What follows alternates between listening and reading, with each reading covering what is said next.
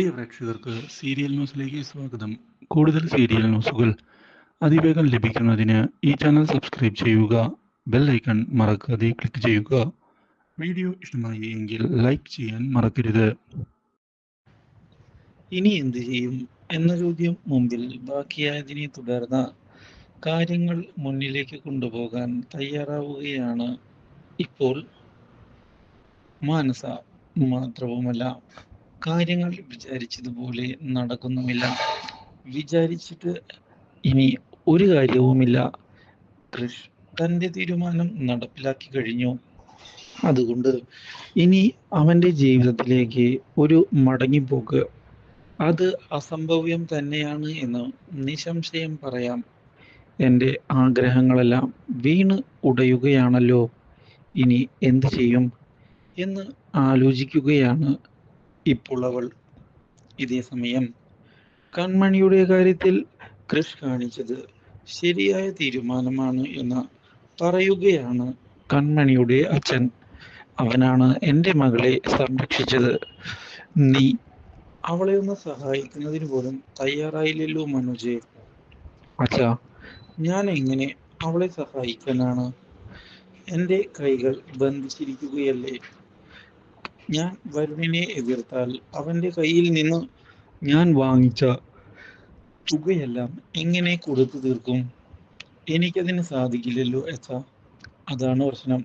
ഞാനിപ്പോൾ ആകെ പെട്ടുപോയിരിക്കുകയാണ്. ഒരിക്കലും വിചാരിക്കാത്ത പോലെയാണ് കാര്യങ്ങളിപ്പോൾ നടക്കുന്നത് എന്നതാണ് സത്യം. എനിക്ക് വളരെയധികം വിഷമമുണ്ട്. പക്ഷേ എന്തായാലും അവളിപ്പോൾ സുരക്ഷിതമായി ആ കൃഷിന്റെ കയ്യിലാണല്ലോ ഉള്ളത്.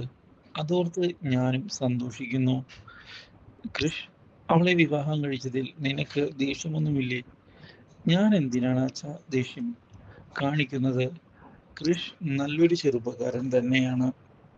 ആ കാര്യത്തിൽ യാതൊരു സംശയവുമില്ല. അതുകൊണ്ട് തന്നെയാണ് ഞാനിപ്പോൾ സന്തോഷിക്കുന്നത്. ഒരിക്കലും ഞാൻ അവളെ വരുണിന് വിവാഹം കഴിച്ചു കൊടുക്കണമെന്ന് ആഗ്രഹിച്ചതല്ല. പക്ഷേ മറ്റു വഴികൾ ഒന്നും തന്നെ ഇല്ലായിരുന്നു. ആ ധനലക്ഷ്മി പൈസയുടെ കാര്യം പറഞ്ഞ് ഭീഷണിപ്പെടുത്തിയതും ഒരു കാരണമായി പോയി. പക്ഷെ ഒരിക്കലും അവളുടെ ജീവിതം നശിക്കരുത് എന്നാണ് ഞാൻ ആഗ്രഹിച്ചത്. ഇപ്പോൾ സുരക്ഷിതമായി നല്ലൊരു നിലയിലാണ് അവൾ എത്തിപ്പെട്ടിരിക്കുന്നത് എന്നുള്ള കാര്യം ഉറപ്പ് തന്നെയാണ്. ഞാൻ അതുകൊണ്ട് തന്നെ വളരെയധികം സന്തോഷിക്കുന്നുണ്ട്. ആ കാര്യം കൺമണിയെ നേരിട്ട് കണ്ടുപോയി ഞാൻ ഒരു ദിവസം പറയുക തന്നെ ചെയ്യും എന്നുള്ള ഉറപ്പ് നൽകിയിരിക്കുകയാണ്.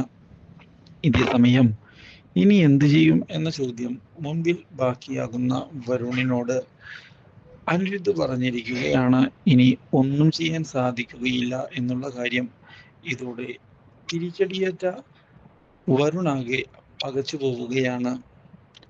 Do like, share and subscribe.